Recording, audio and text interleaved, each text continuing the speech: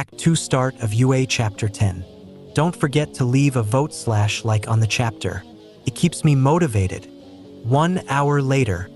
Kaina/Nagant point of view.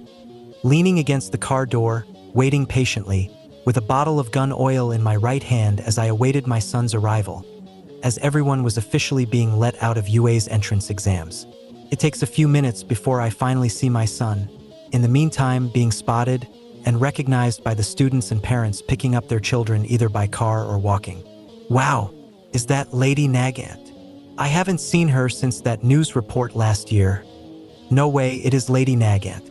Didn't she retire this year?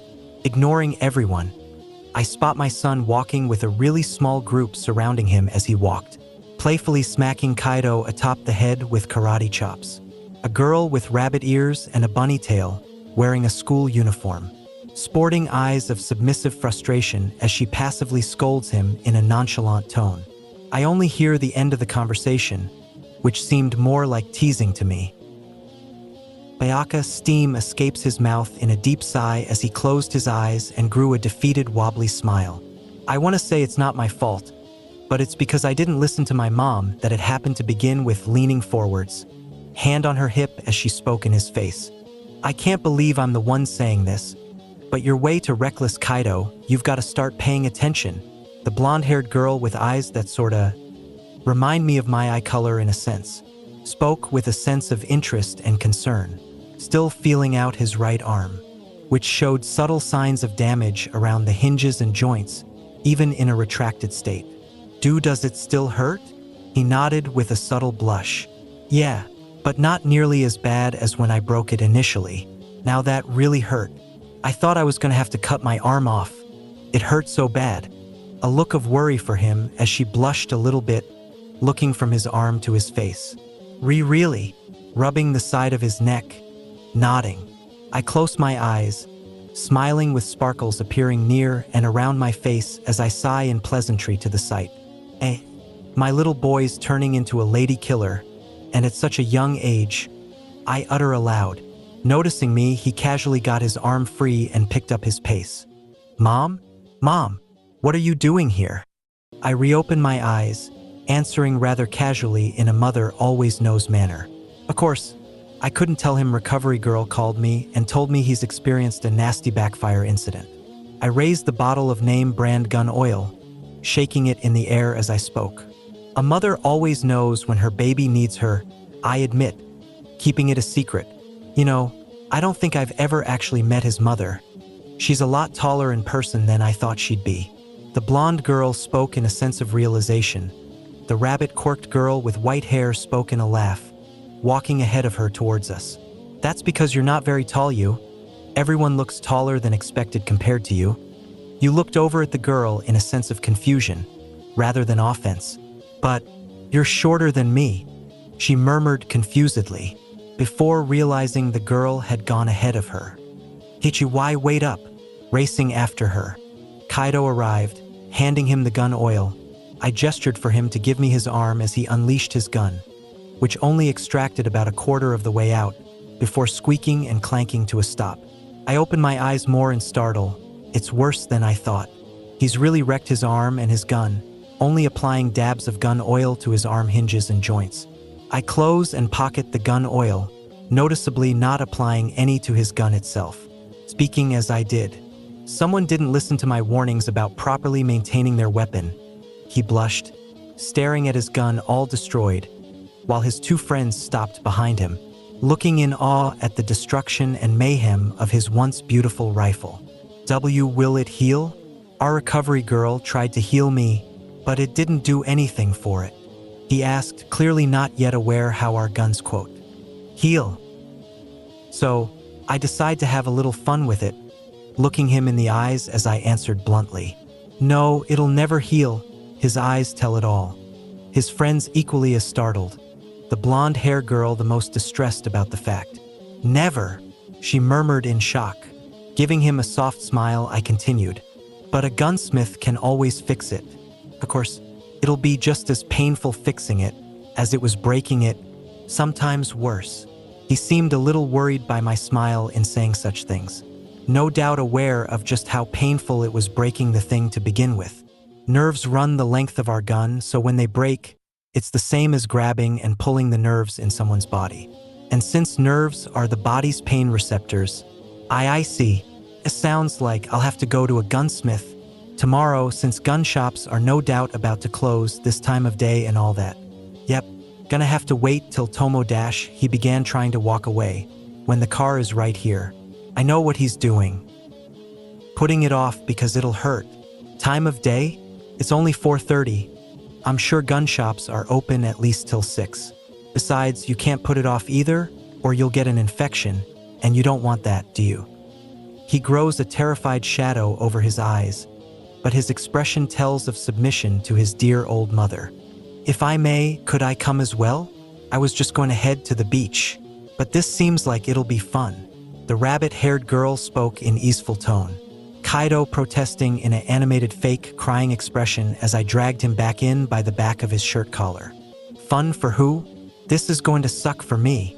Yeah, that's the point, dork. Rurumi. You really shouldn't call him that in front of his mom. You spoke, timid, hands on her hips.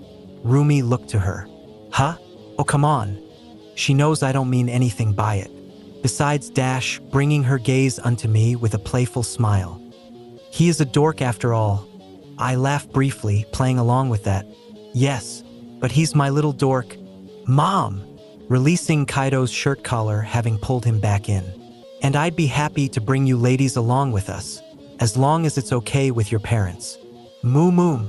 He was really embarrassed, protesting to the idea, but unable to tell his poor old mother no.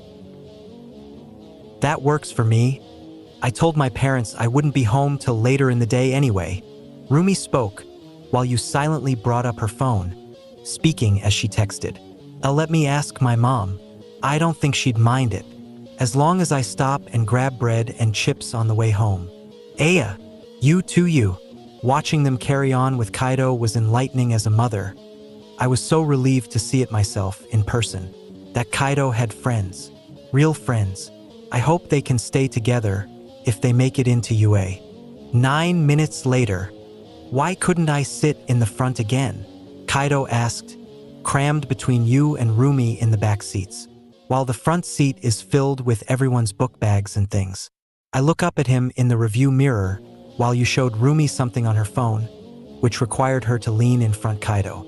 Rumi leaning in front him to get a better view of her phone as a result.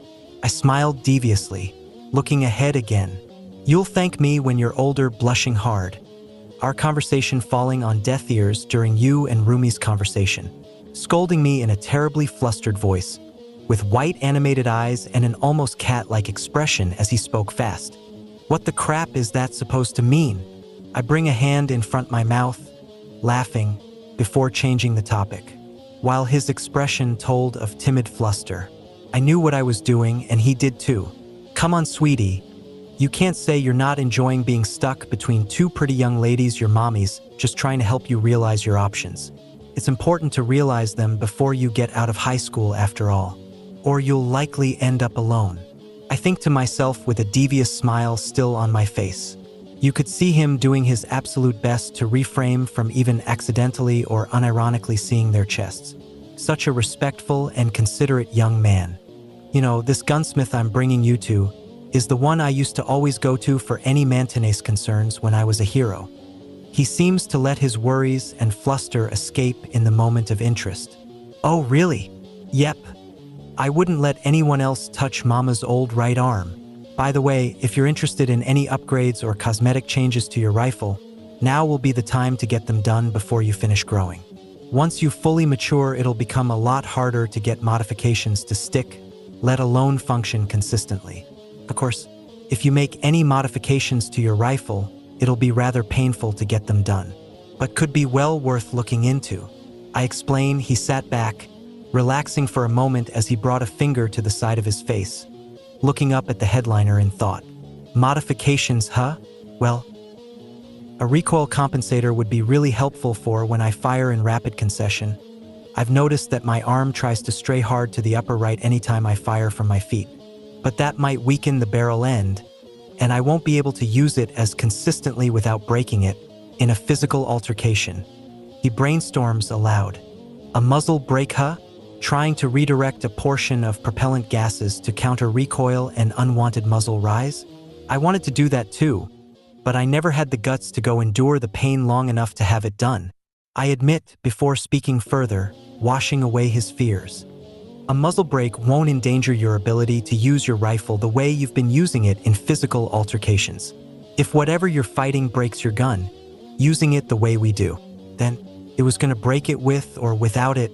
Now, is there anything else you've got on your mind? You and Rumi stop talking and showing stuff to each other on their phones, taking interest in this side of Kaido, his true dork side, as he murmurs beneath his breath, trying to figure out how else he can improve our gun. During his murmuring, he stopped and lowered his head, looking to me for guidance as he spoke. Mom, were there any modifications you felt would benefit our gun that you never got done? I nod, laying some information onto him he likely never knew. When I was growing up, my doctors discovered that my gun quirk stockpiled a highly compressed amount of methane inside a gland inside my gun breech and right bicep to fire off the projectiles I placed into it, such as our epoxy hair. I always theorized that if I was able to modify how my breech worked, I could make a way where I could inject a compressed, condensed portion of that methane into my bullets, and in theory they'd become self-produced incendiaries. I actually tested this idea when I was really young, injecting a small dosage of methane into one of my bullets, firing them at a metal target, and they would explode on contact with anything they hit, given they were moving fast enough. Though I never had the guts to let the gunsmiths cut open my breech and bicep to modify it. I explained, as you looked ahead at me, speaking without meaning anything by it. A stockpile of methane? So like how farts work. A shadow of shame and embarrassment casted over both Kaido and I as we avert our gaze from her at all costs. Rumi reached over, bonking you atop her head. Apologize. I'm so sorry. Forgive me, Miss Tsutsumi. I promise I didn't mean anything by it. You desperately begged for forgiveness. Kaido was first of the two of us to break that ice, forgiving her. You're lucky I like you, or I'd have to hold a grudge for that. You big weirdo. In a pout, she spoke, eyes closed and a lazy cat-like expression as she did. Why do you always call me a weirdo? Kaido, crossing his arms as he opens only one eye, glaring at her with it with a stuck-up expression. Right? Comparing people's quirk to how farts work isn't weird at all. Waving her fists around at him as she embarrassedly protested. That was one time. That was just now, you, Rumi reminded with a partially open mouth and expression of unsureness, sighing as he uncrossed his arms, looking up onto me again. You think it'll work? I lose the shadow over my eyes and chin up, glancing back into the review mirror. What? Modifying the gland in my bicep and cannon breech? Can I really fire off incendiary bullets that way? I return my sight ahead as we came to a red light, stopping for it. I know. The gunsmith were going to drew up blueprints based on my CAT scans and medical records, exactly what he had to do to get it done. And you'd be able to control whether or not you're firing incendiary or normal shots once you got used to controlling the mechanism, since it'll be a part of you, your arm and gun, rather than just an attachment like a laser sight that you could take off and on at will. I explained, as he spoke with a confident tone, knowing what he wanted to do. Then that's what I'm going to do. If I'm already going to be in pain, then I may as well go all in. I need that and a muzzle brake. He spoke, making up his mind aloud. Dork, Rumi taunted. Kaido looked over at her, reaching up. Don't make me call you the C word, he said, as I darted my eyes up at the mirror, not aware what that word was, thinking it was something else. Kaido, care to explain what the C word is? Exactly, and why you'd even consider calling her that? Believing it was a bad word, and I had a pretty good idea what. He looked ahead at me without a hint of remorse for it, an eyebrow raised as he answered with a straight face, still pointing at Rumi as he did. Cute? Because I think she's good. He spoke, as Rumi rubbed behind her head rapidly, with animated sweat escaping around her face as she spoke with her eyes closed, a really heavy blush on her face. He doesn't mean the word you're probably thinking, I swear. The word cute is something I see as sorta rude to say towards me, being that I have a bunny quirk.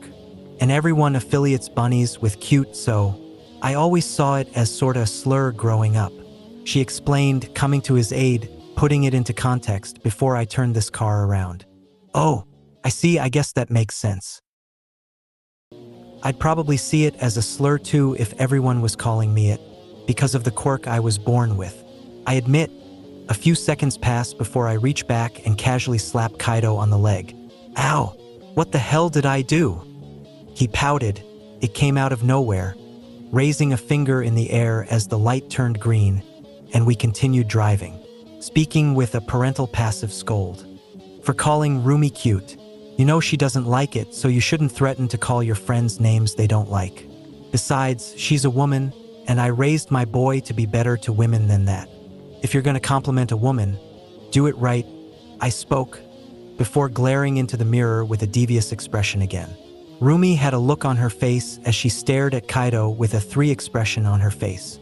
You seems oddly jealous in the moment. Yeah, Kaido, you should know how to properly compliment a woman by now. Rumi's on the attack, it seems.